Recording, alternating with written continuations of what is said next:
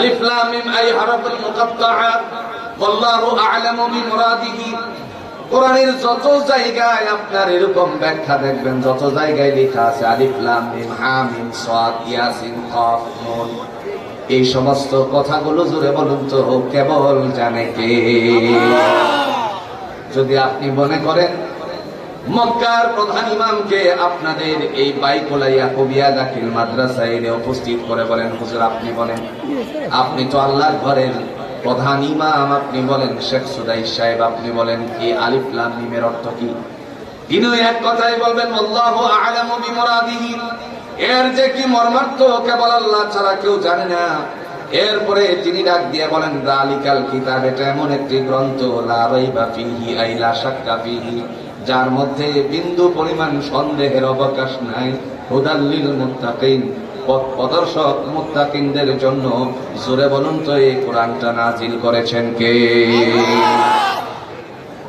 আমার ভাইরা, কোরআন অবতীর্ণ করে আল্লাহ ডাক দিয়েছেন বান্দারে, আওয়ালাইসাল্লাযী খালাকাস সামাওয়াতি ওয়াল আরদা বিকাদিরিন আলা আন ইখলাকা মিসলাহুম বালা ওয়া হুয়াল খাল্লাকুল আলীম। তিনি বলেন নবমণ্ডল এবং ভূমণ্ডলকে জুড়ে বলেন সৃষ্টি করেছেন কে? আল্লাহ। আরেকটু আস্তে বলেন কে? আল্লাহ। দুনিয়ার জমিনে আল্লাহ ছাড়া আর কোনো ইলাহ নাই, আল্লাহ ছাড়া কোনো আইন চলবে? আরেকটু জোরে বলেন আল্লাহর আইন ছাড়া কোনো আইন চলতে পারে? কোরআনে দলিল আছে নি? কথা কন্যাকে দলিল আছে? আল্লাহ দলিল দেন, وَمَن يَبْتَغِ غَيْرَ الْإِسْلَامِ دِينًا فَلَن يُقْبَلَ مِنْهُ وَهُوَ فِي الْآخِرَةِ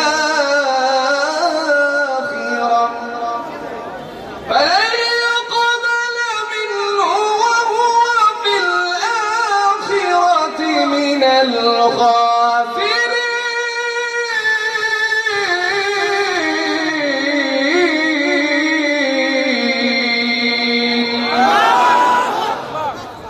আল্লাহ রাব্বুল আলামিন তিনি ডাক দিয়া বলেন ওমান ইয়াবতাগি গায়রাল ইসলামি দীনান ফালান ইউকবালা, ইসলাম ছাড়া আল্লাহর সেই সমস্ত বিধানাবলী ছাড়া কোনো মতাদর্শ আল্লাহর কাছে গ্রহণীয় নয়। তার মানে রাম বাম যাবতীয় যা কিছু আছে সবগুলো বানচাল, একমাত্র কোরআন ওই জুড়ে বলুন তো বিধানাবলী কার? একমাত্র দিন, আর এর ছাড়া বাইরের কোনো কথা আসতে পারে? কথা বলেন আসতে পারে? কোরআন দিয়ে আল্লাহ বলেন ইন্নাদ দীনা ইনদাল্লাহিল ইসলাম, একমাত্র মনোনীত ধর্মের নাম হলো ইসলাম। আমার ভাইরা, সেদিন আল্লাহ পাক রব্বুল আলামিন ডাক দিয়ে বলবেন, যেদিন ময়দানে হাসর হবে, সবাই মৃত্যুবরণ করব, দুনিয়ার জমিন থেকে চলে যেতে হবে। যাওয়ার পূর্ব মুহূর্তে আল্লাহ পাক রব্বুল আলামিন ফয়সালা করে দিয়েছেন। নবী মুহাম্মদুর রাসূলুল্লাহ সাল্লাল্লাহু আলাইহি ওয়াসাল্লাম বলেন আসআদুন নাসি বিশাফাআতি ইয়াউমাল কিয়ামাহ, তাদের জন্য আমি রবির সুপারিশ কিয়ামতের ময়দানে ধার্য হয়ে যাবে যাদের অন্তরকরণ থেকে কথা বলেছিল মান ক্বালা লা ইলাহা ইল্লাল্লাহ খালিসান কলবিহি আও নাফসি, যারা অন্তরের অন্তঃস্থল থেকে বলেছিল আল্লাহ ছাড়া কোনো ইলাহা নাই, মাবুদ নাই, তাদের জন্য আল্লাহ বলেন তোমাদের জন্য আমি নবীর সুপারিশ, আল্লাহ পাক রব্বুল আলামিনের হাবিব বলেন আমার সুপারিশ ওয়াজিব হয়ে যাবে। সুবহানাল্লাহ বলেন। কারণ আল্লাহর দ্বীন ছাড়া অন্য কোন মতাদর্শ মেনে নেওয়া যাবে না। কথা কোনটাকে মেনে নেওয়া যাবে? ব্যবসার কথা উল্লেখ করেছেন আল্লাহ। দেখেন, পণ্য হবে দুইটা, একটা হবে হেদায়েত আর একটা হবে গুমরাহি। যারা হেদায়েতকে বাদ দিয়ে গুমরাহি খরিদ করে, এই ব্যবসাটার মধ্যে সে পশ্চিম কালেও সফলতা অর্জন করতে পারবে না। কে বলেছেন? বলেন কে বলেছেন?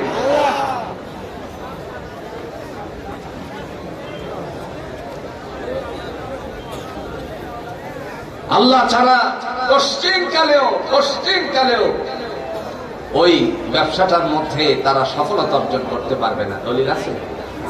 কথা কোনাকে দলিল আছে? কোরআনে আল্লাহ দলিল পেশ করেন উলাইকাল্লাযীনা ইশতারাউ الضلالة بالهدى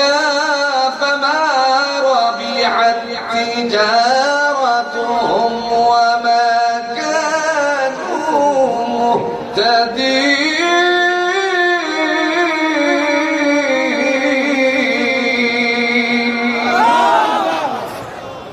ওই সমস্ত মানুষের কথা তুলে ধরলেন যারা হেদায়েতকে বাদ দিয়ে গোমরাহি খরিদ করেছে, এরা কষ্টিংকালেও ব্যবসাটার মধ্যে সফলতা অর্জন করতে পারে নাই। তার মানে স্পষ্ট হয়ে গেল যারা কোরআনের বিরুদ্ধাচরণ করেছে এরা কষ্টিংকালেও হেদায়েত পায় না। মানুষ যখন মারা যাবে কবরস্থ করার পরে দয়াময় আল্লাহ পাক রব্বুল আলামিন একদিন আমাদেরকে সেই কবর থেকে উঠাবেন। উঠানোর পরে ডাক দিয়া বলবেন, আমি বলেছিলাম কোরআন দিয়ে সূরা ইয়াসিনের শেষ আয়াতের আগের আয়াতে তার মানে 81 নম্বর আয়াতের মধ্যে বলেছিলাম আসমান জমিনের মালিক আমি আল্লাহ। সুতরাং একদিন তোমাদেরকে আমার সামনে উপস্থিত হতে হবে। সেই দিনের অপেক্ষায় তোমরা অনেকেই ছিলে, আবার আমার উপরে নিয়ামতের শুকরিয়া আদায় করেছিলে।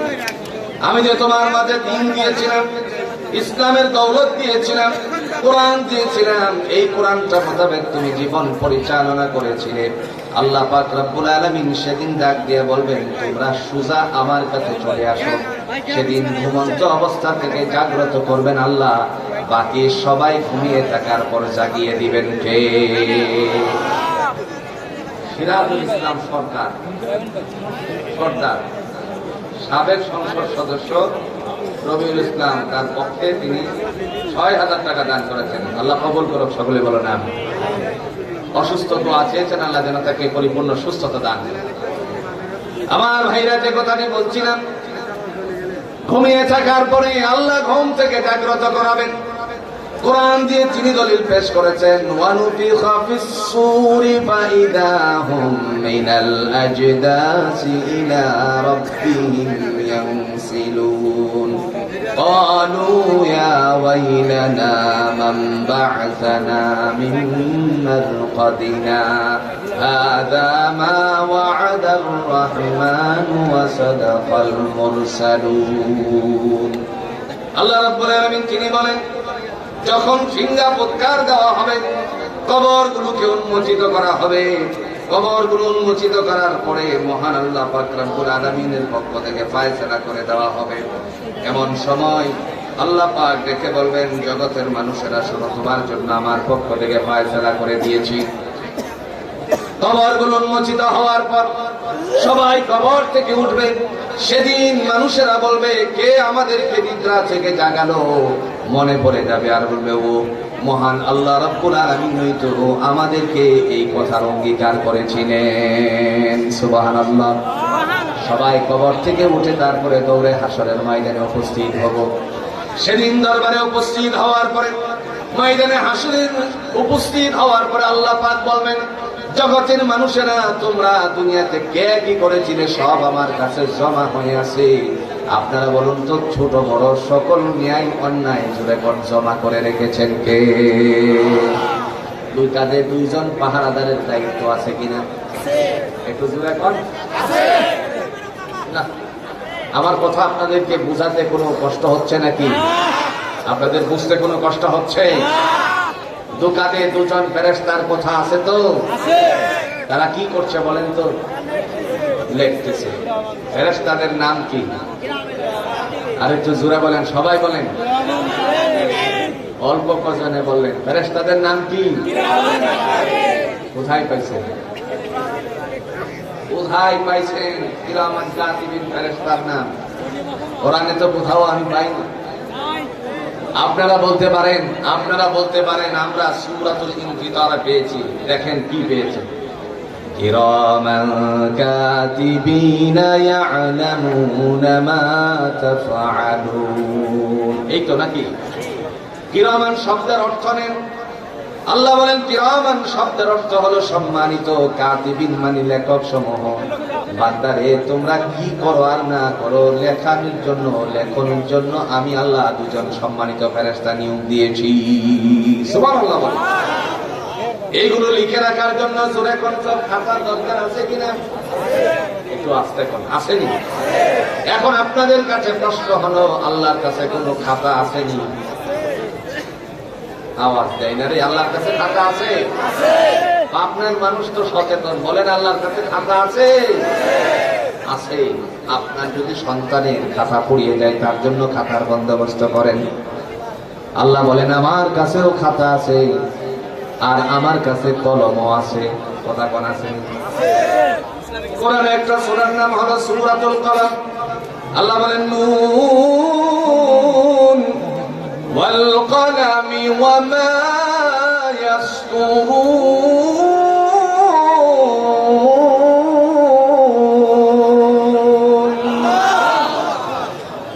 মহান আল্লাহ রাব্বুল আলামিন দেখে বলেন শপথ কলমের, যিনি কলম চালানোর জন্য দায়িত্ব দিয়েছেন যাদেরকে, এদের মধ্যে কলম উল্টা পাল্টাও চালাইছিল। কথা কন না কেন? আমরা লক্ষ্য করেছি কলম যারা উল্টা চালিয়েছিল বাংলার জমিনে তাদের বিচারও সেইভাবেই হয়েছে। আজ যেন মনে পড়ে গেল সেই মানিক্যের কথা। কথা বুঝতেছেন? আর কথা যে বলেছিল আমি দেলোয়ার হোসেন সাইদি তার ফাঁসিটা দিতে পেরে নিজেকে ধন্য মনে করেছি, কিন্তু কার্যকর করতে পারলাম, এটা আমার মনে আক্ষেপ। আল্লাহ বলেন মওতুল আলিমি কা মওতুল আলম, জগতের আলেমের মৃত্যু আমার আলমের জগৎটার মৃত্যু হয়ে যায়। সেদিন আমরা লক্ষ্য করেছিলাম আল্লাহর বান্দা জমিন থেকে বিদায় হয়ে যাওয়ার কয়েক মিনিটের ভিতরে আল্লাহ জমিনটার একটা নাড়া দিয়ে যার থেকে বুঝাইয়া দিছে। হাসি দিতে পারলে নাকি সে নিজেকে ধন্য মনে করতো, আল্লাহকে রশি তোর জন্য আমি রেখে দিয়েছি। আরামের বিছানা ছেড়ে, আপনারা দেখেছিলেন আরামের বিছানা ছেড়ে কলা পাতা তার বিছানা হয়েছিল। গলায় যেন কি ছিল? গলায় যেন কি ছিল? গামছা। গলায় গামছা ধরে ধরে জিজ্ঞেস করেছিল আপনার নাম কি? তো আমার নাম সাইফুদ্দিন মোহাম্মদ। বিচারপতি, সাবেক বিচারপতি সাইফুদ্দিন মোহাম্মদ। ওহো মানকে কথা বোঝেন নাই, কথা বোঝেন নাই। ফাঁসির দড়ি ঝোলানোর জন্য, ফাঁসির দড়িতে ঝোলানোর জন্য সে পায়তারা করেছিল। আল্লাহ তার গলার মধ্যে গামছা পেছানো রশির মতন বানিয়ে তাকে ধরা হয়েছে। কথা ঠিক। দুনিয়ার জমিনে বিচারক বিচার করতে গিয়ে নানা ধরনের চল চাতুরি নিয়েছে, কিন্তু আল্লাহ পাক রব্বুল আলামিনের বিচার জুড়ে বলুন তো তার ময়দানে আছে কিনা? দেখেন আল্লাহর বিচারটা কেমনে করবে। আসরের ময়দানে উপস্থিত করার পরে রব্বে কারীম ডাক দিয়া বলেন আমার কাছে খাতা আছে। কি আছে? তোর এখন কি আছে? খাতা আছে। নবী মুহাম্মদ সাল্লাল্লাহু আলাইহি ওয়াসাল্লামকে আল্লাহ প্রশ্ন করেছেন ওয়ামা আদরাকা মা ইল্লিয়ুন।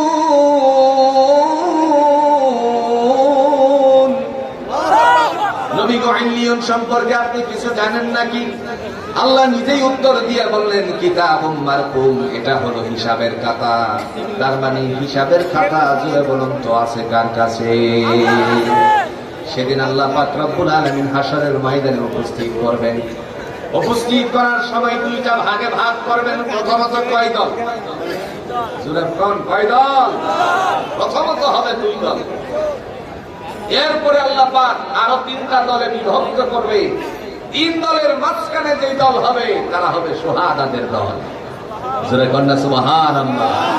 এই জাতির জন্য লাল সবুজের পতাকাকে ধরে রাখার জন্য আবু সাইদের মতন যারা বিপ্লবে অংশগ্রহণ করে জীবন বিলিয়ে দিয়েছে, আগামী দিনে কোরআন রক্ষা করার জন্য যারা নিজের জীবনটাকে বিলিয়ে দিবে, আল্লাহ তাদেরকে শাহাদাতের মওত দান করে ময়দানে আসলে মাথা উঁচু করে দিবে।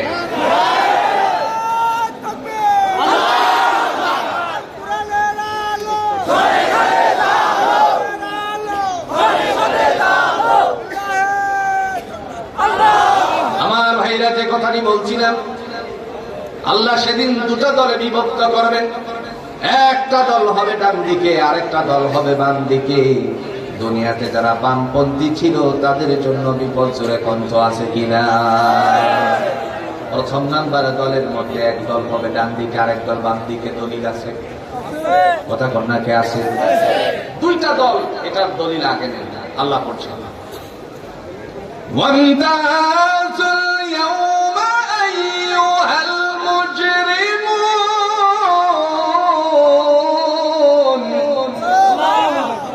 ألم أعهد إليكم يا بني آدم ألا تعبدوا الشيطان إنه لكم عدو مبين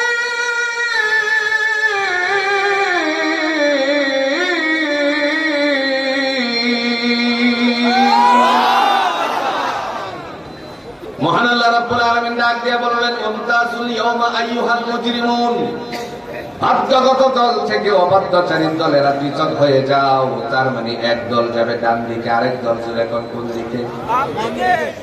বাম দিকে যারা যাবে তাদেরকে আল্লাহ পাক রব্বুল আলামিন ডেকে বলবেন তোমরা দাঁড়ানোর কোনো সুযোগ নাই, সোজা জাহান্নামে চলে যাও।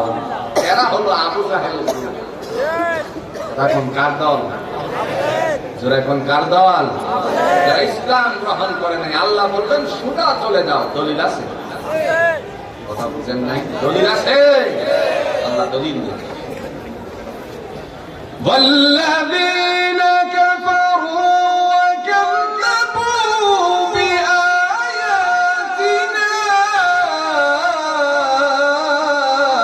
أولئك أصحاب النار أولئك أصحاب النار هم فيها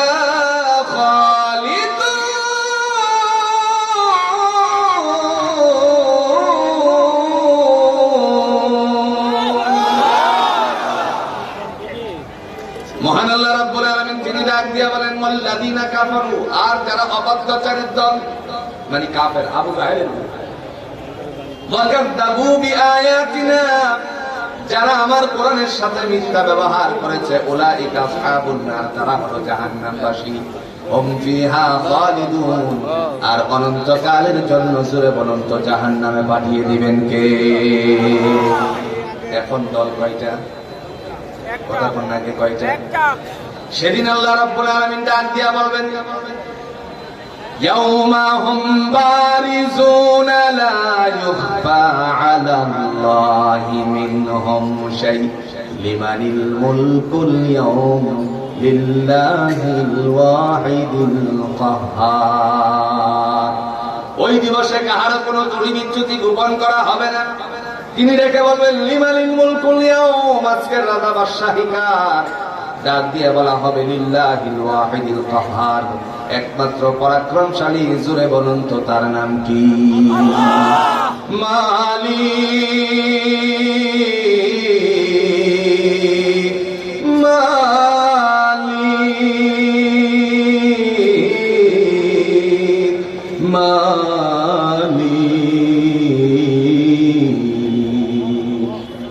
একটা ঘর বানিয়ে দিও, একটি ঘর বানিয়ে দিও মালিক, তুমি জান্নাতে তোমার কাছে আমার একটা ঘর বানিয়ে দিও, একটি ঘর বানিয়ে দিও। আল্লাহ আমাদের সকলের জন্য জান্নাতে ঘর বানিয়ে দেয়। সকলে বলেন আমিন। সেদিন মহান আল্লাহ রাব্বুল আলামিন ডাক দিয়া বলবেন কাহারও ত্রুটি বিচ্যুতি গোপন করা হবে না। কে কি করছিলে সব তোমার হাতের মধ্যেই আছে, দেখো নিজেরটা নিজে করো। সুবহানাল্লাহ বলছেন না? আপনি সেদিন বলবেন আল্লাহ আমি যে দুনিয়াতে ছোট্ট একটা আমল করেছিলাম, রাস্তা দিয়ে যাওয়ার সময় আপনাদের এই যে বাইকোলা ইয়াকুবিয়া দাখিল মাদ্রাসায় একটা হাদিসের কিতাব পড়ানো হয় যার নাম হলো মিশকাতুল মাসাবিহ। মিশকাতুল মাসাবিহ কিতাবুল ঈমান অধ্যায়ের, তার মানে কিতাবুল ঈমান অধ্যায়ের হাদিসটুকু বর্ণনা করা আসছে একজন মুসলমান অপর মুসলমানের জন্য কি রাখে। আল্লাহর নবী ঘোষণা দিয়ে বললেন আল মুসলিমু আখুল মুসলিম সিদ্দু খিসালিন, একজন মুসলমান অপর মুসলমানের জন্য 6টা হক রাখে, তার মধ্যে একটা হকের নাম হলো কাফুল আদা, কষ্টদায়ক বস্তু রাস্তা থেকে সরিয়ে ফেলা। আপনি যে রাস্তা দিয়ে যাওয়ার সময় একটা কলা খেয়ে চুলাটারে রাস্তায় ফেলে রেখেছিল, সেটা দেখার পরে আপনার মনে মনে চিন্তা আসলো, কেউ যদি এই দিক দিয়ে যায়, তখন বাইকটারে ব্রেক করলে পরে সেই ব্রেকটা ধরার পর বাইক পড়ে তারপরে দেখা গেল পা ভেঙে যেতে পারে। কিংবা দেখা গেল কোনো বাচ্চা যদি দৌড় দেয়, দৌড় দেওয়ার সময়ে পিছলি খেয়ে বাচ্চা পড়ে ঠ্যাং ভেঙে যেতে পারে। সেই জন্য আপনি আস্তে করে তারে কিনারায় নিয়ে রেখে দিলেন। এই যে ছোট্ট একটা কাজ করলেন, আল্লাহর নবী ঘোষণা দিয়ে বললেন, বান্দা তুমি মুসলমানের 6টা হকের একটা হক আদায় করেছ। এই যে ছোট্ট হক আদায় করার কারণে মহান আল্লাহ পাক রব্বুল আলামিন দেখে বললেন, ছোট কাজটাও তোমার আমলনামার মধ্যে আমি আল্লাহ জমা করে রেখেছি। দলিল আছে? কথা কন্যাকে দলিল আছে? কোরআনুল হাকিমে আল্লাহ পাক রব্বুল আলামিনের পক্ষ থেকে সূরাতুল কামারের 52 নম্বর আয়াতের মধ্যে দলিল পেশ করেন, ওয়া কুল্লু সাগীরিন ওয়া কাবীরিন মুস্তাগফর। বান্দারের ছোট বড় যতগুলো আমল আছে, ভালো হোক মন্দ হোক, সবগুলো আমি আল্লাহ রাব্বুল আলামিন আমার তোমার এই আমলনামার মধ্যে সংযুক্ত করে রেখেছি। কে রাখছে? একটু জোরে বলেন, কে রেখেছে? আল্লাহ রাখছে। সেদিন আল্লাহ বলবেন, যারা ডান দিকে আছো তোমরা সৌভাগ্যবান, বাম দিকে যারা থাকবে এরা বামপন্থী থাকবে। যাদের অন্তরকরণের ভিতরে কোরআনের কথা ভালো লাগবে না, আল্লাহর জমিনে আল্লাহর দ্বীন কায়েম হোক, এই ইচ্ছা পোষণ যাদের অন্তরে ছিল না, কোরআন আল্লাহর বিধান সেটা বাস্তবায়িত হোক সেটা তারা চাইতো না, ওদের কাছে এটা ভালো লাগতো না। আল্লাহ পাক রব্বুল আলামিন বলেন, যারা বামপন্থী ছিলে তোমরা বাম দিকে চলে যাও, আর যারা ডানপন্থী ছিলে তাদের জন্য ডান দিকে দাঁড় হওয়ার জন্য যোগ্যতা পয়দা করে দিবেন কে? আপনি কোরআনের জন্য আন্দোলন করেছিলেন বন্ধু, খুব সহজ করে বুঝে নিবেন, দুনিয়ার জমিনে আর কোন কিতাবের জন্য নয়, আসমানি গ্রন্থ কোরআনুল হাকিমের জন্য যে আপনি একটু এই জমিনে দিন কায়েমের আন্দোলন করেছিলেন। মনে মনে চিন্তা করতে পারেন, আমার অনেক কষ্ট হয়েছে। এই কষ্টটার সফলতা তখনই আসবে যখন আপনি দুনিয়ার জমিন থেকে বিদায় হয়ে যাবেন। হয়তো এমন না হতে পারে আপনার জীবদ্দশায় সেই জমিনে আল্লাহর বিধান বাস্তবায়ন না হতে পারে, কিন্তু কোনো একদিন হলে পরে আপনার এই প্রচেষ্টার দ্বারা অব্যাহত হিসাবে হাসরের ময়দানে মহান আল্লাহ পাক দেখিয়ে কবর পর্যন্ত বান্দার আমলনামায় পৌঁছাতে থাকবে। কে করে দিবেন? একটু জোরে বলেন, কে করে দিবেন? সেদিন আল্লাহ রাব্বুল আলামিন ডাক দিয়ে বলবেন, জগতের মানুষেরা তোমাদের জন্য আমি আল্লাহর পক্ষ থেকে ফায়সালা করেছিলাম, ওয়া কুল্লু সাগীরিন ওয়া কাবীরিন মুস্তাতর, যত ছোট বড় যা কিছু করেছো সব তোমার আমলনামার মধ্যে জমা আছে। সুবহানাল্লাহ বলছেন না? এরপরে আল্লাহ বলেন, এবার আসো সামনে। তিনি বলতেছিলেন, যাদের ডান হাতে আমলনামা যাবে তাদের জন্য সৌভাগ্যবান, তারা নিজেরা নিজেরটাই করবে। فأما من أوتي كتابه بيمينه فيقول هاؤم اقرءوا كتابيه। আল্লাহ ডেকে বলবেন, যাদের ডান হাতে আমলনামা চলে গেল, তোমাদের আমলনামা নিজেরাই পড়ো। আর সেটা যখন বান্দা পড়বে, সাথে সাথে মুস্কি একটা হাসি দিয়ে বলবে, ইন্নী যানানতু আন্নী মুলাকিন হিসাবিয়া।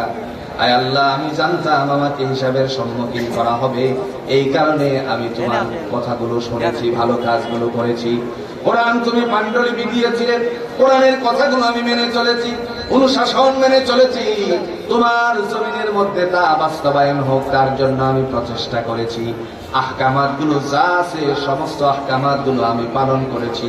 আল্লাহ পাক রব্বুল আলামিন ডেকে বলেন, বান্দারে, ফামাইয়া আমাল মিসকালা যাররাতিন খায়রান ইয়ারা ওয়া মাইয়া আমাল মিসকালা যাররাতিন শাররান ইয়ারা। যারা পরিমাণ, অনুপরিমাণ, সরিষা দানা পরিমাণ, শুধু সরিষা দানা নয়, মক্কার সবচেয়ে বড় লাইব্রেরি যেটা হলো রাসূলুল্লাহর বাড়ির জায়গাটার মধ্যে অবস্থিত দোতলা একটা বিল্ডিং আছে, আপনারা হজ করতে গিয়ে দেখেছেন। আবার সৌদি আরবে দীর্ঘদিন থাকার পরে আপনারা লক্ষ্য করেছেন ওইখানে আমি বহুবার ঢুকেছি, এখনটা ঢোকাটা অনেক কষ্টসাধ্য।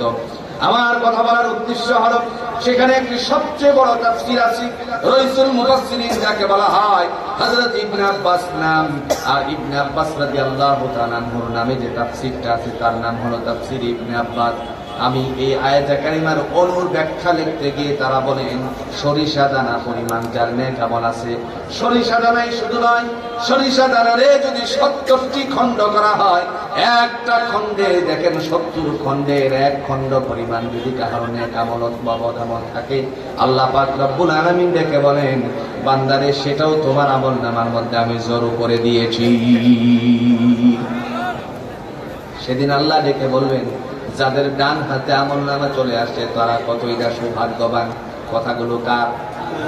একটু আস্তে কোন কথাগুলো কার? আল্লাহ বলতেছেন فَأَمَّا مَنْ أُوتِيَ كِتَابَهُ بِيَمِينِهِ فَسَوْفَ يُحَاسَبُ حِسَابًا يَسِيرًا।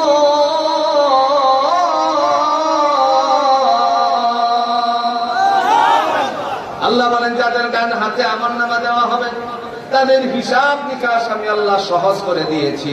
তার মানে হলো যখন হিসাব নিকাশ সহজ, জোরে বলুন তো তার ঠিকানা আল্লাহ কি রেখে দিয়েছেন।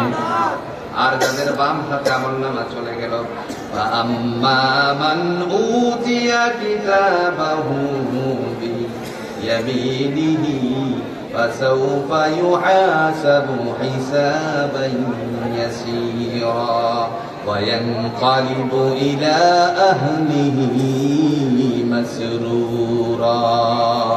ডান হাতে আমলনামা যাদের আছে ওই মানুষগুলোকে ডাক দিয়া বলবে তোমরা কতই না সৌভাগ্যবান, তোমাদের পুরুষ, তোমাদের মাতৃপুরুষ, পিতৃপুরুষ যাদের সাথে মিলেমিশে জীবন যাপন করেছিলে দুনিয়ায়, এদের সাথে মিলিত হয়ে যাও, কারণ আমি আল্লাহ আজকে একে অপরের সাথে মিলেমিশে থাকার জন্য বন্দোবস্ত করে দিয়েছি। আর সেদিন ডাক দেওয়া হবে যাদের বাম হাতে আমলনামা গেছে ওই সমস্ত মানুষগুলোকে ডেকে দেখবেন আল্লাহ বলবেন ওয়াম্মা মান উতিয়া কিতাবাহু ওয়ারাআ যাহরিহি ফাসাউফা ইয়াদউ সুবুরা। যাদের আমলনামা পশ্চাতে দেওয়া হবে, খুব ভালো করে বুঝেন পশ্চাতে কেমনে দিবেন তার উদ্দেশ্য আল্লাহ কি নিয়েছেন। মহান আল্লাহ পাক রব্বুল আলামিন বলেন বাম হাতে আমলনামা দিয়ে এই আমলনামাটারে আস্তে করে বান্দা কেমনে পড়বে পড়ার জন্য তার বন্দোবস্ত করা হবে। হাতটাকে ঘুরিয়ে বুকের ভিতরে ঢুকিয়ে তারপরে পিছনের দিকে নিয়ে যাওয়া হবে। পিছনের দিকে নিয়ে যাওয়ার পরে মহান আল্লাহ পাক রব্বুল আলামিন দেখে বলবেন তোমার আমলনামা তুমি পড়ো। সেদিন মানুষেরা ডাক দিয়ে বলবে আল্লাহ আমার চেহারা হলো সামনের দিকে আর হাত চলে গেল পিছনের দিকে, আমারটা আমি কেমনে পড়ি? আল্লাহ বলেন ও আমার ফেরেশতা চেহারাটা তার পিছনে দিয়ে দাও। তার মানে হাতটাকে মটকিয়ে দিয়ে চেহারা যখন পিছনে দিয়ে দেওয়া হবে ওই সময় আল্লাহর বান্দা তখন চিৎকার দিয়ে বলবে আল্লাহ তোমার কাছে আমার আরাধনা ফাসাউফা ইয়াদউ সুবুরা। আল্লাহ তুমি আমাকে মৃত্যু দিয়ে দাও। আল্লাহ বলবেন আর মরণ দেওয়ার কোন সুযোগ, কথা বলেন না কেন, সুযোগ আর মরার কোন সুযোগ নাই। মরা দুনিয়াতেই শেষ, আর আখিরাতের জমিনে মৃত্যুর কোন সুসংবাদ দুঃসংবাদ পাওয়ার সম্ভাবনা নাই। দুনিয়ায় মারা গেলে পরে একটি সুসংবাদ বলে আখ্যায়িত করা হয়, কথা বলে ঠিক কিনা? কিন্তু আখিরাতের জমিনে আর মরার কোন সুযোগ নাই, খালি সেদিন কিছু মানুষেরা ডাক দিয়ে বলবে আল্লাহ দুনিয়ার জমিনে আমি অনেক সম্পদশালী ছিলাম, আমি অনেক নেতা, বড় বড় নেতা ছিলাম, আজকে আমার সম্পদ কোন জায়গায় গেল? আল্লাহ পাক রব্বুল আলামিন ডাক দিয়ে বলেন তোমার সম্পত্তি তোমার থেকে বানচাল হয়ে গেল। ক্ষমতা যার ছিল একটু ক্ষমতা পেয়ে তারপরে মানুষের উপর জুলুম করতো, জোরে বলেন এরকম মানুষ আছে কিনা? গেছেনি ক্ষমতা পেয়ে জুলুম করেছে। হয়েছিল, আর এই জুলুমের বিচার আল্লাহ জমিনের মধ্যেই দিয়ে মানুষের কাছে প্রমাণ করে দিয়েছেন তিনি আছেন। একটা সহজ করে উদাহরণ দিলে বুঝবেন, আল্লাহ ছাড় দেয় কিন্তু ছেড়ে, একটু জোরে বলেন ছেড়ে। একটা উদাহরণ দিচ্ছি, মনে করেন আজকে মাহফিলে এসেছে, আবার কোনো কোনো সময় দেখা যায় অনেক সময় মেলা হয়, মাহফিলেও যে বড় মেলা হয়েছে, আমার আসতে এতটুকু সময় আসতে আমার খুব কাহিল লেগে গেছে। মেলার থেকে একটা গুড়ি কিনলো, মনে করেন গুড়ি কিনে সুতা নিয়ে বাসায় গেল, সকালে সে চলে গেল একটু বাতাস পেয়ে গুড়ি উড়াবে, গুড়ি শেষ পর্যন্ত উড়ালো। গুড়ি উড়ানোর পরে দেখা গেল সন্ধ্যা আসার আগে আস্তে আস্তে করে গুড়ি সুতাটি বলতে শুরু করলো মালিক ছেলেটি। গুড়ি একবার এদিকে যায়, আরেকবার ওদিকে যায়, মালিককে যেন বলে মালিক শত চেষ্টা করলেও আপনার কাছে আমি ধরা দিব না, কিন্তু শেষ পর্যন্ত মালিকের কাছে ধরা দেওয়া লাগে কি লাগে না? আল্লাহ বলেন, হে জগতের মানুষেরা শোনো, আমি আল্লাহ ছাড় দেই, ছেড়ে দেই না। পশ্চিম কালেও চিন্তা করবে না যে তোমার ধরাশয়ী হবে না। পৃথিবীতে যদি কোন সত্য কথা থাকে তাহলে একটা চিরন্ত সত্য কথা হলো ওয়াজা সাহরাতুল মাউত বিল হক, মৃত্যুর যন্ত্রণা চিরন্ত সত্য। জোরে বলেন ঠিক কিনা? অল্প দিনের ক্ষমতা পেয়ে আমার দেশের মেধা কিভাবে শূন্য করা যায় সেই পরিকল্পনা, ভারতের নীল নকশাগুলো আমার দেশের মধ্যে বাস্তবায়ন করার চেষ্টা করেছি। চিন্তা করেন তো একবার, বেটারে বেটি বানিয়ে দিচ্ছে। ভুল বলেছি কি? কথা কন্যাকে ভুল বলেছি? বেটারে কি বানিয়ে দিছে? গল্প বানিয়েছে শরীফ থেকে, আপনারা ভুলে গেছেন, শরীফ থেকে শরীফা। এই শরীফাকে যদি মনে করেন গাজীপুরের কাশেমপুর কারাগারে বেটারে যেটা বেটি বানালো, এই শরীফারে যদি গাজীপুর কাশেমপুর কারাগারে মহিলাদের সাথে 1 বছর কারাদণ্ড দেওয়া হতো, তাহলে দেখা যেত 1 বছর পর জামিনে আসলে পরে এদের সাথে, এই শরীফার সাথে আরো মহিলারা বেরিয়ে আসছে, মোটামুটি ভাবে অনেকেরই স্বাস্থ্য বেড়ে যেত। কথা বোঝেন নাই? বুঝেন নাই? স্বাস্থ্য কোন দিক দিয়ে দেখিয়েছি বার্ত, এই যে এই যে এই যে বুঝছেন কি? বুঝছেন কি? শরীফ সর্বনাশ করে দিত, স্বাস্থ্য বাড়িয়ে দিত মহিলাদের। এই রাম বামের কথা শুনে আমার দেশটাকে অস্থিরতার জন্য, আমার দেশের মেধা শূন্য করে দিয়ে এদেশ কায়স্থ করতে চেয়েছিল ভারতের। কথা বলেন ঠিক কিনা? যার নীল নকশাগুলো, যার নীল নকশাগুলো আজ আমরা লক্ষ্য করছি, ভারতের আসাম রাজ্য থেকে বাংলাদেশের চট করে ঢুকে যাওয়ার জন্য আবার তারা দলে দলে পাইকারা শুরু করেছে। আমরা বলি আসো, এই জাতীয় অভ্যুত্থানের মাধ্যমে এই জাতি বুঝিয়ে দিয়েছে গোটা বিশ্ববাসীকে, বাঙালি জাতি মাথা উঁচু করে দাঁড়াতে পারে। বলে যেও না সেই ভারতের মানুষেরা, যেদিন পূর্ব পাকিস্তান আমরা ছিলাম, সেদিন তোমাদের থেকে যেদিন আলাদা হয়েছিল 30টা ট্যাঙ্কে বুকে মাইন ফিটিং করে বাঙালিরা এই পূর্ব পাকিস্তান আর পশ্চিম পাকিস্তানে বিখণ্ডিত করেছিলেন।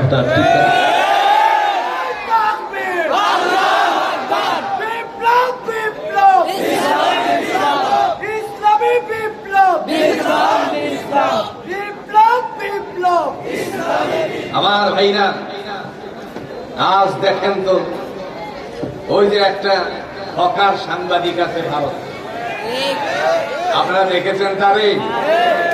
ওরে আল্লাহ রে, কি লাভ দেয় বাবা! ওটা হকার সাংবাদিক, মলম বিক্রিতে লাগিয়ে দিলে আমার মনে হয় খুব ভালো বিক্রি হতো। আমার মনে হয় ওই যে ইন্ডিয়ান বাম আছে, হ্যাঁ, মিক্স, এরপরে আপনার শ্রীপুরের ট্যাবলেট খাওয়ানোর জন্য মনে করেন যদি হকারির মধ্যে লাগিয়ে দেওয়া হতো তাহলে ভালো হতো। হকার সাংবাদিক বলে যে ভারতে যদি চট্টগ্রামটা হয়ে যেত তাহলে এত টাকা পয়সা খরচ হতো না, ভারতের জন্য ভালো হতো। তার মানে এটা আজকের পরিকল্পনা নয়, এরা চেয়েছিল বাংলাদেশের কিছু অঞ্চলকে নিয়ে যাওয়া। আর এই নিয়ে যাওয়ার নীল নকশা যার হাতে উঠিয়েছিল, সেই নীল নকশা উঠানোর যার হাতে ছিল, সে দিল্লির মাটিতে এখন বসে আছে। কথা বলতে আমার ভাইরা, এই দিল্লিতে বসে বসে বাংলাদেশের মানুষকে বিপদগামী করার জন্য পায়তারা করছে। চক্রান্ত একে একে করে একটা একটা করে বাস্তবায়ন করার সে চিন্তা করছে। আবার শুনেছি নাকি আগামী 8 তারিখে দেশে আসার চিন্তা ভাবনা আছে। আপনারা আছেন তো? আছেন তো? আছেন তো? যেইভাবে বটি দিয়ে, যেইভাবে লঘু বইটা দিয়ে বিরোধী দলের মানুষের উপর আক্রমণ করেছিল, বাংলাদেশ জামাত ইসলামীকে, বাংলাদেশ ছাত্র শিবিরের ছেলেদেরকে পিটিয়ে পিটিয়ে শহীদ করেছিল, ওই দিন আমরা ভুলে যাইনি। এদেশের মাটিতে আমাদের কথা স্মরণ আছে। যেদিন তোমাদের পিছনে লাগা হবে, সেদিন আমরা তোমাদেরকে এদেশ শুধু নয়, কতটুকু যে তুলে যাবে তার কোন অস্তিত্ব খুঁজে পাবে।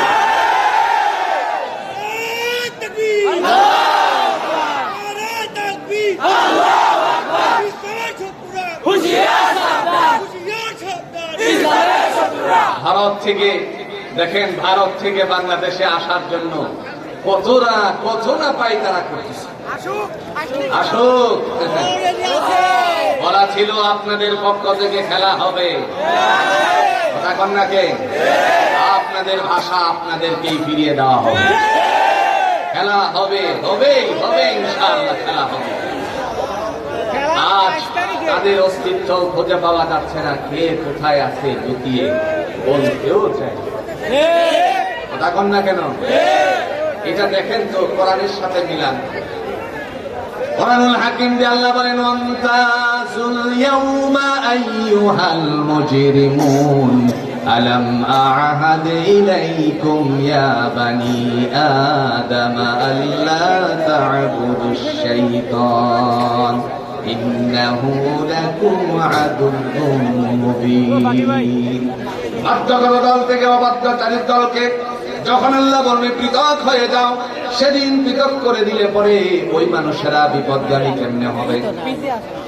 আজ আমরা লক্ষ্য করেছি, কোরআনে আল্লাহ বলছেন, ওয়াত্তাকু ইয়াওমান লা তাজজি নাফসুন আন নাফসিন শাইআ। ওই আত্মাকের কথা বলা হলো, ওই দিবসকে ভয় করো যেদিন কোন নফসের উপকারে আসবে না, যেদিন কোন আত্মার উপকারে আসবে না। আজ বাংলাদেশে আমরা লক্ষ্য করেছি, একজন এই দলের একজন আর একজনের সাথে নিজেরা সাক্ষাৎ করতে পারতেছে না। ঢাকা ভার্সিটি, একটু বুঝেন, ঢাকা ভার্সিটি থেকে ফোন দিছে ছাত্রী লীগের একজন কর্মী, দিয়ে বলছে, সাদ্দাম ভাই আপনি কোথায় আছেন? সাদ্দাম ভাই বলে, এখন কি এই কথা বলার সুযোগ আছে? কোথায় আছি এটা বলা যাবে না, কথা বোঝেননি? কোথায় আছি বলা যাবে না। এই যে বলা যাবে না বললো, আপনারা কনসাই এখন আর তাদের মুখ থেকে বেরিয়েও বের করতে পারতেছে না। আর একজন যেন বলতে বলতে বলেই ফেলছিল, এদেশের মধ্যে বিএনপি জামাতের আর কোন রাজনীতি থাকবে না, এদেরকে শেষ করে একমাত্র দল থাকবে। এই মগা বিদেশে থেকে থেকে আপনার একবার এক কথা বলে আরেকবার আরেক কথা বলে। কথা বলার উদ্দেশ্য হলো, আল্লাহ পাক সেদিন ডাক দিয়ে বলবেন, লা ইউখফা আলাল্লাহি মিনহুম শাই, তোমাদের কোনো ত্রুটি বিচ্যুতি গোপন করা হবে না। লিমানিল মুলকুল ইয়াউম, আজকের রাজা বাদশাহী কার? লিল্লাহিল ওয়াহিদিল কাহ্হার, একমাত্র পরাক্রমশালী। জোরে বলেন কে? আল্লাহ। আরেকটু জোরে বলেন কে? আল্লাহর সাহায্য অতি সন্নিকটে, আল্লাহর সাহায্য অতি সন্নিকটে। বুখারীর বর্ণনায় আবু আব্দুল্লাহ মুহাম্মদ ইবনে ইসমাঈল রাহিমাহুল্লাহ তাআলা আনহু, তিনি তার বুখারী চ্যাপ্টারে উল্লেখ করেছিলেন, ইতিহাসের পাতায় স্বর্ণাক্ষরে লেখা আছে 313 জন সাহাবীদেরকে নিয়ে 1000-এর সাথে যুদ্ধ করে বিজয় লাভ করেছে। সাহায্য কার থেকে এসেছিল? জোরে কন্যাকে, সাহায্য কার থেকে এসেছিল? কোন গোলা বারুদ নিয়ে এই যে গণ অভ্যুত্থানের সময় হাজির হয় নাই, একমাত্র তাদের মুখে আর বুকের বল নিয়েই যথেষ্ট হয়ে গেছে। দুই একটা লাঠি সুতা, লাঠি সুতা, এই লাঠি সুতা দিয়ে বুঝিয়ে দিল আমরা বদরি কাফেলার সৈনিক। এমন বদরের ময়দানে আল্লাহ সহায়তা করেছিলেন। মুহাম্মদুর রাসূলুল্লাহ সাল্লাল্লাহু আলাইহি ওয়াসাল্লাম 311 জনদেরকে নিয়ে যখন বদরের ময়দানে উপস্থিত হলেন, প্রথমত 311 জন মনে রাখবেন, একই মায়ের গর্ভজাত সন্তান 2 জন গিয়া হাজির হয়ে বলল, ইয়া রাসূলুল্লাহ, শুনেছি আপনি নাকি সাহাবীদেরকে এখানে উপস্থিত করেছেন আবু জাহলের বিরুদ্ধে লড়াই করার জন্য। এই মুহূর্তে আল্লাহ পাক রব্বুল আলামিনের হাবিব বললেন, ঠিক আছে, তোমাদেরকে আমি একজনকে রাখলাম, আরেকজনকে বাদ দিয়ে দিলাম। ছোট ভাই ডাক দিয়ে বলল, ইয়া রাসূলুল্লাহ, আমার বড় ভাইকে রাখলেন, আমারে কেন বাদ দিয়ে দিলেন? মুহূর্তের মধ্যে আল্লাহর নবী বললেন, যুদ্ধ করার জন্য তো শক্তির প্রয়োজন। এই মুহূর্তে আল্লাহর বান্দা হযরত মুআবিজ রাদিয়াল্লাহু তাআলা ডেকে বললেন, ইয়া রাসূলুল্লাহ, কেমনে বুঝলেন আমার গায়ে শক্তি কম? আমি যদি আমার ভাইকে পরাস্ত করতে পারি, দিনের নবী আমাকে ওয়াদা করো বদরের ময়দানের সাথীদের সাথে অন্তর্ভুক্ত করে নিবে। সাহাবীদের সামনে আল্লাহর নবী বললেন, ঠিক আছে, শক্তি পরীক্ষা হয়ে যাক। বড় ভাই আর ছোট ভাই শক্তি পরীক্ষা করার জন্য একে অপরকে যখন চাপ দিয়ে ধরবে, এর আগ মুহূর্তে আপনাদের এলাকায় খেলাটা আছে, আমাদের কিশোরগঞ্জের ভাষায় সেটাকে বলা হয় কুস্তি খেলা। আপনারা কি বলেন? একটু জোরে বলেন, কি বলেন? কুস্তি খেলা। নবীজি বললেন, ছোট ভাই আর বড় ভাইকে তোমরা আক্রমণ করো। যখন অ্যাটাক করার জন্য রাসূলের থেকে আদেশ আসছে, বড় ভাই আর ছোট ভাই দুইজনকে ধরে ফেলেছেন। ধরার আগে ছোট ভাই চোখে একটা ইশারা দিয়ে বলল, ভাইয়া, তুমি তো জানো তোমার গায়ে শক্তি বেশি, আমিও জানি তোমার গায়ে শক্তি বেশি। আজকের দিনে যদি তোমার সমস্ত শক্তিটা আমার উপরে প্রয়োগ করো, তাহলে আমি বদরের ময়দানে তোমার সামনে এবং রাসূলের সামনে পরাজিত হয়ে যাব। আমি যদি পরাজিত হয়ে যাই, তাহলে আমি আর বদরের ময়দানে রাসূলুল্লাহর সাথী হয়ে আবু জাহেলের বিরুদ্ধে লড়াই করতে পারবো না। দয়া করে তোমার শক্তিটারে বিসর্জন করে দিও, একটু করে বুকটার মধ্যে ওঠার মতন বন্দোবস্ত করে দিও। আর একটু আস্তে কোন সুবহানাল্লাহ। হঠাৎ করে যখন আল্লাহর বান্দা কিছুক্ষণ ঘাড়াঘাড়ি করার পরে নিচে ফেলে দিল। কিছুক্ষণ ঘাড়াঘাড়ি কেন করলেন, তার পিছনে কারণটা কি? যদি একবার ধরা মাত্রই পড়ে যেত, তাহলে সাহাবীরা এবং রাসূলুল্লাহ সাল্লাল্লাহু আলাইহি সাল্লাম বুঝতেন মনে হয় এর আগের থেকে কন্ট্রাক্ট করেছিল। এজন্য আল্লাহর বান্দারা কিছুক্ষণ ঘাড়াঘাড়ি করেছে যাতে করে কেউ না বুঝতে পারে। হঠাৎ করে যখন নিচে ফেলে দিল বড় ভাইকে, বুকের উপরে উঠে আল্লাহর বান্দা চিৎকার মেরে বলল, ইয়া রাসূলুল্লাহ, আমি আজকে আমার বড় ভাইকে নিচে ফেলে দিলাম, এবার বলুন তো আমি বদরের ময়দানে যাওয়ার অনুমতি পেলাম কিনা? সাথে সাথে আল্লাহর নবী ডাক দিয়ে বললেন, তোমাকেও আজকের বদরের ময়দানে যাওয়ার অনুমতি দিয়ে দিলাম, থাকার অনুমতি দিলাম। এই হলো 313 জন। 313 জন যখন আল্লাহর নবীর সাথে যুদ্ধ পরিচালনা করবে, এই সময়ে তিনি ডাক দিয়ে বললেন, 4টা ভাগে বিভক্ত করো জাইশে মুকাদ্দাম। এরপরে যখন বিভক্ত শুরু হয়ে গেল, একজন বীর বিক্রম সাহাবীকে আল্লাহ ডাক দিয়ে বললেন, তার নাম ছিল হযরত আব্দুর রহমান ইবনে আউফ। বুখারীর বর্ণনায় আসছে, হযরত আব্দুর রহমানকে আল্লাহর বান্দা ডাক দিলেন। নবীজি বললেন, আব্দুর রহমান ইবনে আউফ, আপনি সামনে আসুন। তিনি যখন সামনে গেলেন, সাথে সাথে বললেন, আব্দুর রহমান, আপনি এই 2 জন বালক, একজনের নাম হলো মুআজ আর একজনের নাম হলো মুআব্বিস, 2 জনকে নিয়ে আপনি বদরের ময়দানে যুদ্ধ পরিচালনা করবেন। আল্লাহর বান্দা মনে মনে চিন্তা করলেন, ইয়া রাসূলুল্লাহ, আমি যে একজন বীর, আজকে সমস্ত বীরত্ব আমার শেষ হয়ে গেল। কিন্তু নবীজি দিয়েছেন, অস্বীকার করার মতো না, বিরোধিতা করার মতো নাই। কারণ দুনিয়ার জমিনে যারা রাসূলের বিরোধিতা করে, জুড়ে বলুন তো তার জবাব দিবে কে? কোরআনে আল্লাহ রাব্বুল আলামিন সূরাতুন নিসার 80 নম্বর আয়াতের মধ্যে বলছেন, মান ইউতি'র রাসূলা ফাকাদ আতা আল্লাহ। আল্লাহ বলেন, যারা আমার নবীর হুকুম মান্য করলো, তারা আমি আল্লাহকে মানলো। তার মানে নবীরে যারা মানে, তারা আল্লাহকে মানে। নবীকে মানার সিস্টেম আছে, অন্যায় ভাবে মানার কোনো, জোরে বলেন তো, কোনো সুযোগ আছে নাকি? একজন নবীরে খুব মানে, কিন্তু আল্লাহ নবীর তরিকা মোতাবেক জীবন পরিচালনা করে না। এই মানা কষ্টিনকালেও মানা হতে, একটু জোরে কোন মানা হতে। এরা গজল বানাইছে, আল্লাহ নবী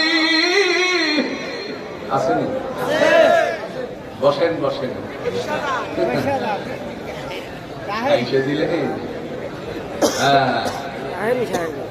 এখন আরেকজনের ব্যাখ্যা করতেছে, হুজুরি কেন বলা হলো গজলে? এখন বলতেছে কি গাঁজাখুরি কথা। আপনারা একবার চিন্তা করেন তো, ও মুর্শিদ আমার হুজুরিটা, কথা বলছেন কিনা? হ্যাঁ, ব্যাখ্যা করতেছে, হুজুরি বিশ্বাস ছিল, সে তার উজু করার সময়ে পেটের ভিতরে নারীগুলি বের করে নাকি নতুন করে ধৌত করে আবার নিজে নিজে ঢুকাই। আর একটু আসছে এখন নাউজুবিল্লাহ। কত বড় গাঁজাখুরি কথা, যে গাঁজাখুরি আওয়াজ সেই গাঁজাখুরি কথাই তো বের হবে। কথা বল না কেন আমার ভাইরা? মহান আল্লাহ পাক রব্বুল আলামিন তিনি ডাক দিয়া বললেন, আমি আমার 32 সাহাবীদের জন্য আকাশ থেকে ফেরেশতা দ্বারা সহায়তা করেছি। দেখেন 313 জনকে নিয়ে শেষ পর্যন্ত আল্লাহর নবী যখন যুদ্ধের জন্য প্রস্তুত, এই সময় 2 জনকে তুলে দিলেন হযরত আব্দুর রহমান ইবনে আউফের কাছে। তিনি বললেন, ইয়া রাসূলুল্লাহ, এদেরকে নিয়ে যুদ্ধ করতে হবে। তো হ্যাঁ, বিরোধিতা করলেন না, তার কারণ একটাই। কোরআনের সূরাতুন নিসার 80 নম্বর আয়াতের মধ্যে আল্লাহ বলছেন, মান ইউতি'র রাসূলা ফাকাদ আতা আল্লাহ ইলা আখিরিল আয়াত। যারা আমার নবীর হুকুম মান্য করলো তারা আমি আল্লাহকে মানলো। এই কারণে কোনো বিরোধিতা করা যাবে না। যুদ্ধ শুরু হয়ে যাবে, এই সময় আল্লাহর বান্দাদ্বয় ডাক দিয়ে বললেন, চাচা আপনার কাছে আমাদের একটা প্রশ্ন। এমনিতেই তো মনের ভিতরে জম ধরে আছে, কষ্ট জমে আছে, কারণ তিনি একজন বীর। এদের দ্বারা বিশৃঙ্খলা হবে, এদের দ্বারা বিভিন্ন প্রশ্নের সম্মুখীন হতে হবে। এই কারণে আল্লাহর বান্দা চিন্তিত অবস্থায় আছেন। হঠাৎ করে যখন বলল, চাচাজি আপনার কাছে আমাদের একটা প্রশ্ন জবাব দেন, মুহূর্তের মধ্যে বলল, কি তোমাদের প্রশ্ন বলো? সাথে সাথে বলল, আমরা কোনদিন আবু জাহেলকে দেখিনি, একটু দেখাইয়া দিবেননি? সুবহানাল্লাহ বলেন। তিনি বললেন, আবু জাহেল দিয়ে কি করবে? মুহূর্তের মধ্যে বলল, মায়ের জবান থেকে শুনেছি আমার নবীকে অনেক কষ্ট দিয়েছে সে আবু জাহেল। আজকের দিনে আমরা 2 ভাই মিলে প্রতিজ্ঞাবদ্ধ হয়ে এসেছি, বদরের ময়দান থেকে তারে চির জাহান্নামী করে পাঠিয়ে দিব। ফায়সালা কার? আরেকটু জোরে বলেন, ফায়সালা কার? বদরের ময়দান থেকে চির জাহান্নামী করে পাঠিয়ে দিব। কথা বলা মাত্রই হযরত আব্দুর রহমান ইবনে আউফ আল্লাহর বান্দা ডেকে বললেন, 2 জন বালকের কথা শুনে আমার মনের ভিতরে স্বস্তিরতা ফিরে আসলো। আমি যে একজন বীর ছিলাম, আমার মধ্যে 2 জন বীরের শক্তি এসে গেল। তার মানে অবশ্যই আমরা জানি যুক্তিবিদ্যার মাধ্যমে সেটা প্রমাণিত হয়, মানুষের সাহস থেকে শক্তি সঞ্চারিত হয়। জোরে কোন ঠিক কিনা? একটা উদাহরণ দিলে আপনাদের বুঝে আসবে সহজে। মনে করেন এখান থেকে বাড়ির দিকে রওনা দিয়েছেন, তিনি একা হয়ে গেছেন, 2টা থেকে 3টা সিগাল আপনার দিকে শিয়াল আসতেছে। তখন আপনি যত বড় সাহসী মনে শক্তিশালী হন না কেন, একটু সাহসের কারণে শক্তিটা নিস্তেজ হবে কি হবে না? কথা কন না, কে হবে কি হবে না?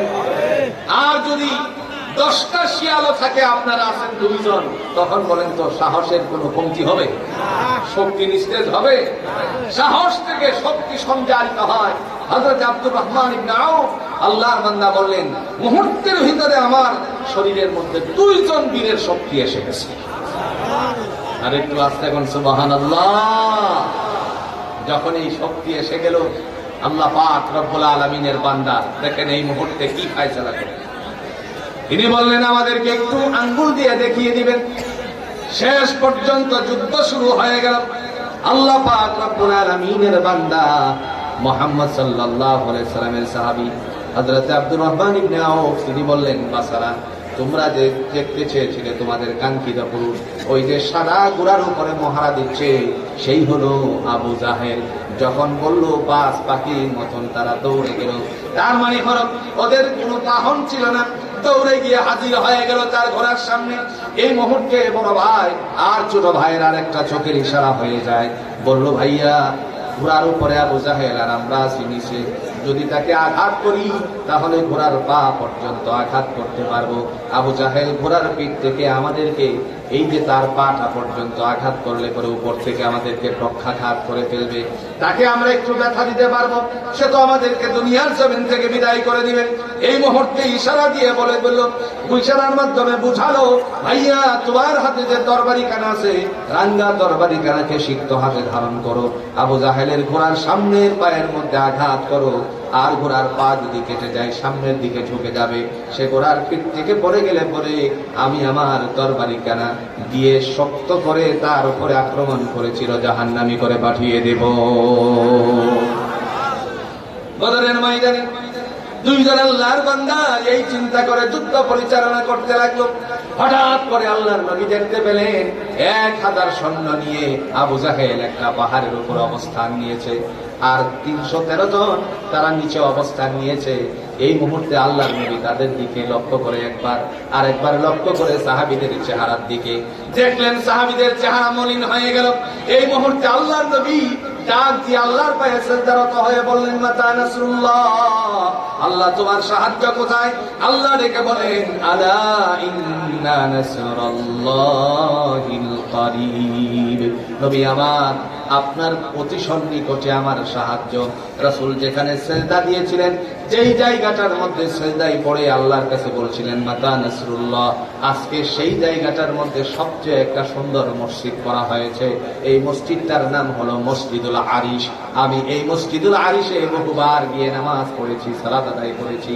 আমার ভাইরা, বলার উদ্দেশ্য হলো নবী মুহাম্মদ সাল্লাল্লাহু আলাইহি ওয়াসাল্লামকে আল্লাহ বলেন, আলা ইন্না নাসরাল্লাহিল করিব। নবী আমার, আপনার অতি সন্নিকটে আমার সাহায্য। মাথা উঁচু করলেন, মাথা উঁচু করলেন। মাথা উঁচু করার পর তিনি দেখলেন আকাশের মধ্যে সারি সারি আল্লাহর পক্ষ থেকে 1000 ফেরেশতা সৈন্য হিসাবে প্রস্তুত করে রেখেছেন। আর একটু আস্তে কোন সুবহানাল্লাহ। রাসূল সাল্লাল্লাহু আলাইহি সাল্লাম একটু মুস্কি হাসি দিলেন। কোরআনে আসছে, ওয়ালাকাদ নাসারাকুমুল্লাহু বিবাদরিন ইলা আখিরিল আয়াত। আল্লাহ বলেন, বদরের ময়দানে আমি আমার রাসূলের জন্য সাহাবীদের উদ্দেশ্যে সহায়তা দান করেছি। কেমন সহায়তা করেছিলেন একবার দেখেন, কেমন সাহায্য ছিল। আল্লাহ বললেন, নবী আমার আকাশটার দিকে তাকান। রাসূল যখন আকাশের দিকে তাকালো, দেখলেন সারি সারি 1000 ফেরেশতা। তিনি মুস্কি হাসি দেওয়ার পর আল্লাহর কাছে এই হাসিটা মনোপুত হলো না। আল্লাহ বললেন, নবী আমার, আপনার কাছে যদি এই 1000-এ মনোপুত না হয়, আমি আপনার বদরি সাহাবীদের সহযোগিতার জন্য আরো 3000 মওজুদ করে রেখেছি। রাসূল সাল্লাল্লাহু আলাইহি ওয়াসাল্লাম আরেকটা মুস্কি হাসি দিলেন। আল্লাহ পাক বলেন, 3000-এও যদি না হয়, আমার পক্ষ থেকে আপনার সাহাবীদের জন্য 5000 মওজুদ করে রেখেছি। কন্যা সুবহানাল্লাহ। আচ্ছা, কোন সাহেব জিবরাইল আমিন নিতে যথেষ্ট ছিল, এই 1000 আর 5000-এর দরকার ছিল?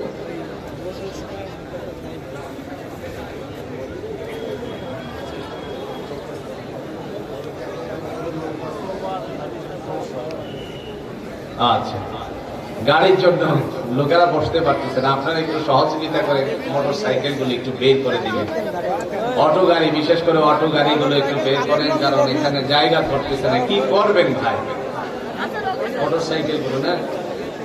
আমরা একটু জিকির করি, লা ইলাহা ইল্লাল্লাহ, জোরে জোরে লা ইলাহা ইল্লাল্লাহ।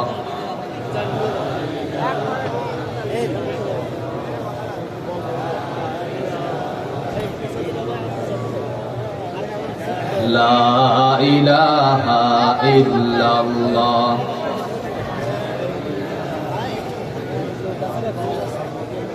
আল্লাহ আল্লাহ কি যে মধুর নাম, আল্লাহ আল্লাহ কি যে মধুর নাম।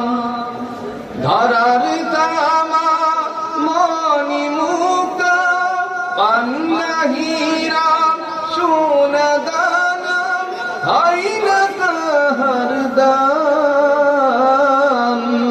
আল্লাহ আল্লাহ কি যে মধুর নাম, আল্লাহ আল্লাহ কি যে মধুর নাম।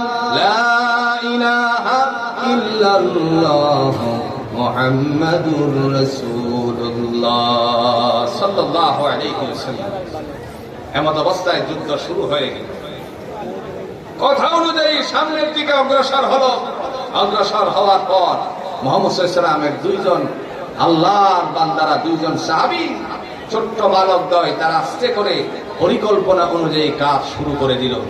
একটি পর্যায়ে দেখা গেল আবু জাহেলকে চির জাহান্নামী করে পাঠিয়ে দিয়েছে। তার মানে এটাই হলো ইতিহাস, এটাই হলো বাস্তবতা। এটার থেকে আমাদের শিক্ষা, যখন মানুষেরা সামনের দিকে অগ্রসর হয়, আল্লাহর কোরআনকে সামনে অগ্রসর করার উদ্দেশ্যে আল্লাহ তাদেরকে সহায়তা করবেন। যারা বলেন ঠিক কিনা? এবার আসেন, আল্লাহ পাক তিনি ডাক দিয়ে বলবেন, তোমার তো অনেক ক্ষমতা ছিল। ক্ষমতা আছে কিনা? কথা কন নাকি? ক্ষমতা আছে কিনা? আল্লাহ বলেন, তোমার তো অনেক ক্ষমতা ছিল, আজ সেই তোমার ক্ষমতা কোথায়? হালাকা আন্নি সুলতানিয়া। সেদিন ডেকে বলা হবে, ক্ষমতার বাহাদুরি দুনিয়াতে অনেক করেছিলে, তোমরা ক্ষমতার বাহাদুরি করতে গিয়ে নিরপরাধ মানুষকে অপরাধী সাব্যস্ত করে ফাঁসির কাস্টে ঝুলাইছিলে। কথা কন না কেন?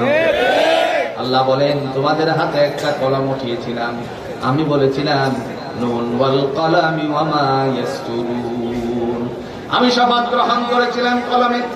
সেদিন তোমাদের হাতে কলম দিয়েছিলাম, তোমরা অন্যায় ভাবে কলমটা চালিয়েছিলে, নিরপরাধ মানুষের অপরাধী সাব্যস্ত করে তারপর তাদেরকে ফাঁসি কাস্টে ঝুলিয়েছিলে। শুধু তাই নয়, জীবনটারে শেষ বেলায় নিঃশেষ করে দিয়েছিলে, কারাগারের জিন্দেগি পার করিয়েছিলে। দুনিয়ার কাহারো কাছে হিসাব না থাকলে জোরে বলুন তো হিসাব আছে কার কাছে?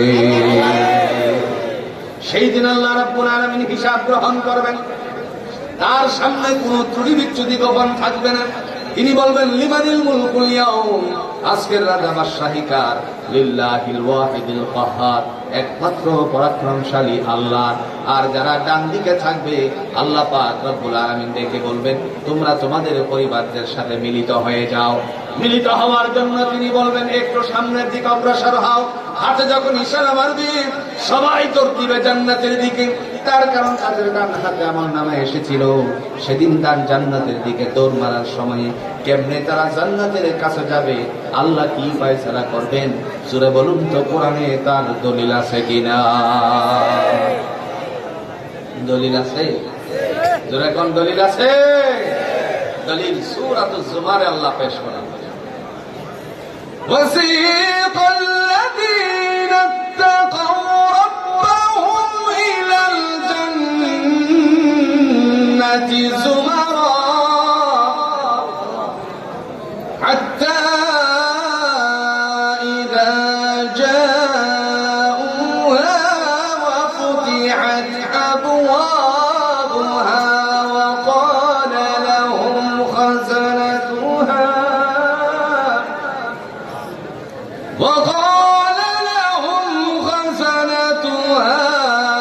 سلام عليكم طبتم فادخلوها خالدين।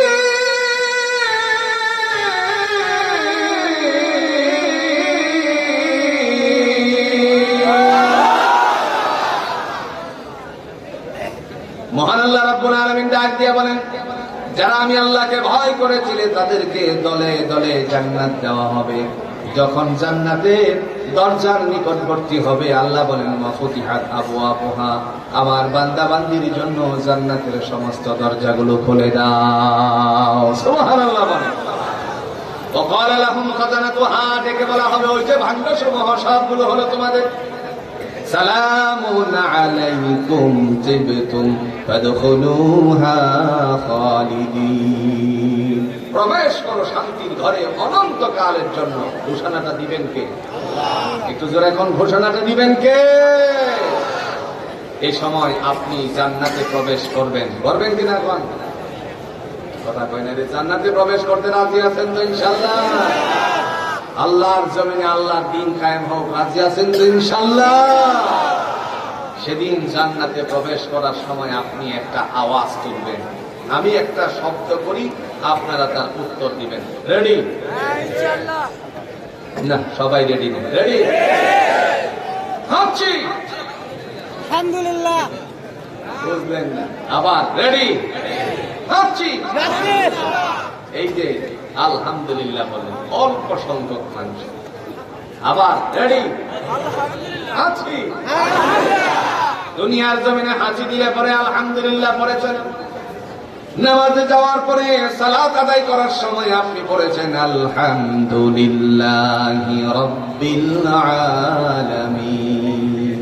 আপনি পড়েছিলেন সমস্ত প্রশংসা আল্লাহ তোমার জন্য, যিনি উভয় জাহানের মালিক।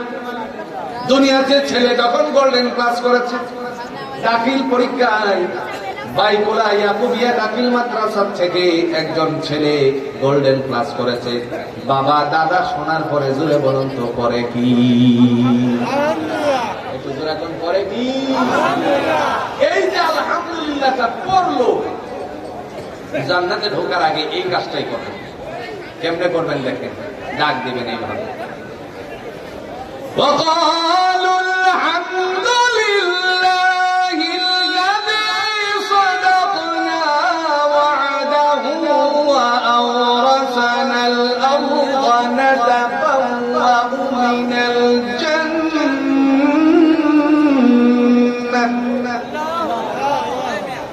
نتبوأ من الجنة حيث نشاء فنعم أجر العاملين।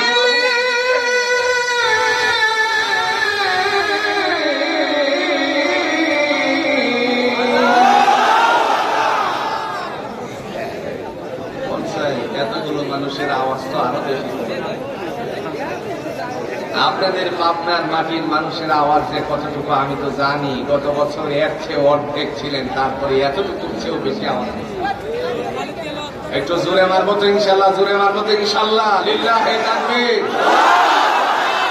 وقالوا الحمد لله الذي صدقنا وعده وأورثنا الأرض نتبوأ من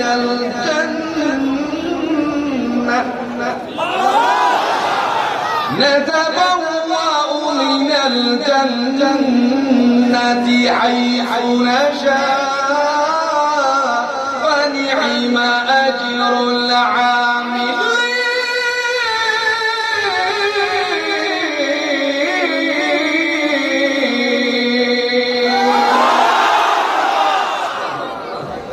মহান আল্লাহ রাব্বুল আলামিন সেদিন ডাক দিয়ে বলবেন ওয়াকালুল হামদুলিল্লাহ, আল্লাহ সমস্ত প্রশংসা তোমার। দেখেন বান্দারা ঘোষণা দিবে ওয়াকালুল হামদুলিল্লাহ, আল্লাহ সমস্ত প্রশংসা তোমার।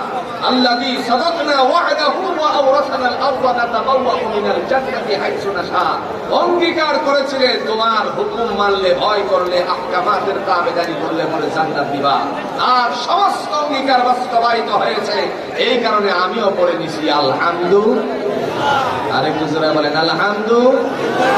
সুবহানাল্লাহ আলহামদুলিল্লাহ লা ইলাহা ইল্লাল্লাহ সুবহানাল্লাহ আলহামদুলিল্লাহ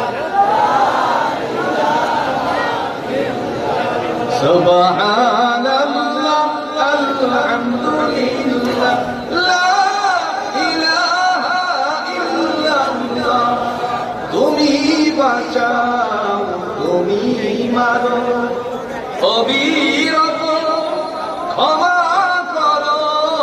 তুমি বাঁচাও, তুমি মারো, অবিরত ক্ষমা করো।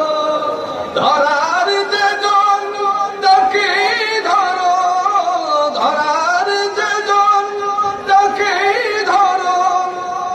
তোমার মুঠোয় সবই আল্লাহ।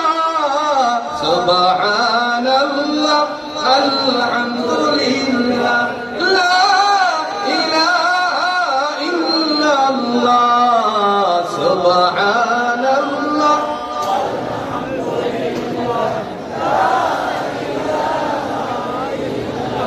তোমার রিজিক খেয়ে পড়ে অবাক হয় কেমন করে। তোমার রিজিক খেয়ে পড়ে অবাক হয় কেমন করে। খুঁজে না পাই কোনো ভাষা, খুঁজে না শুকর গুজার করার গো আল্লাহ সুবহানাল্লাহ আলহামদুলিল্লাহ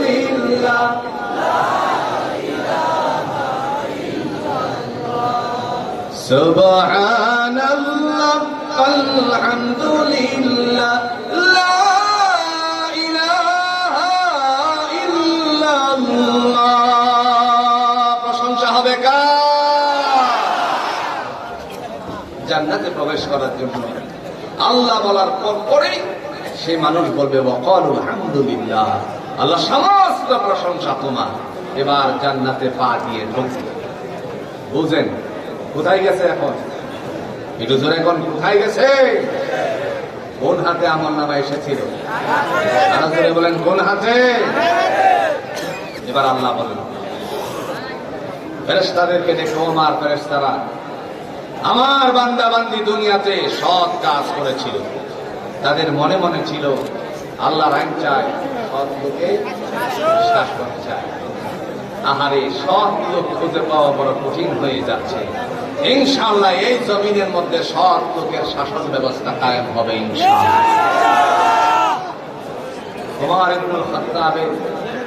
ওমর ইবনুল খাত্তাব রাদিয়াল্লাহু তাআলা আনহুর যুগের চিত্রগুলো আমাদের মনে আছে। বিগত দিনে দুর্দশা মানুষের পাশে যেভাবে দাঁড়িয়েছিলেন জামাত ইসলামী আমির ডাক্তার শফিকুর রহমান সাহেব, আল্লাহর বান্দার সেই অবস্থাটুকু আমরা লক্ষ্য করেছিলাম। আমার কথা বলার উদ্দেশ্য হলো ইসলামী শাসন ব্যবস্থা হোক, সমস্ত উলামায়ে কেরাম ঐক্যবদ্ধভাবে এদেশের মধ্যে কোরআনের রাজ কায়েম হোক, সেটাই আমরা কামনা করি। কথা বলেন ঠিক? দিন হবে আল্লাহ, জমিনও আল্লাহ। খালাকাস সামাওয়াতি ওয়াল আরদি তিবাকা, আল্লাহ মানে আসমান আর জমিনটারে আমি সৃষ্টি করেছি, সুতরাং স্রষ্টা হচ্ছেন এক, তিনি ছাড়া আর কোনো মালিক নেই। সেই অবস্থায় আল্লাহ পাক রব্বুল আলামিন ঘোষণা দিয়েছেন, যখন জান্নাতের ভিতরে তারা প্রবেশ করবে আল্লাহ ডেকে বলেন, ও আমার ফেরেশতারা যারা দুনিয়াতে কষ্ট করে